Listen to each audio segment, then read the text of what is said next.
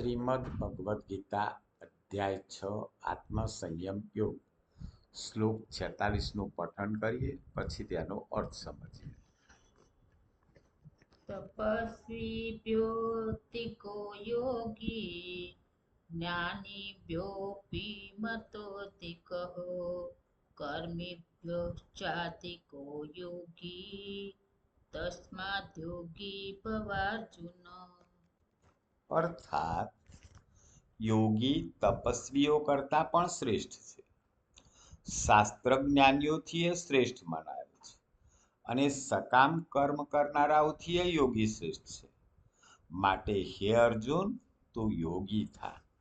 તો અહીં કૃષ્ણ ભગવાન અર્જુનને સૌથી ઉચ્ચ પદ યોગીનું પ્રાપ્ત કરવા જણાયેલા છે, કારણ કે તપસ્વીઓ, શાસ્ત્રજ્ઞાનીઓ અને સકામ કર્મ કરનારાઓ એ બધાથી પણ યોગી સર્વશ્રેષ્ઠ છે.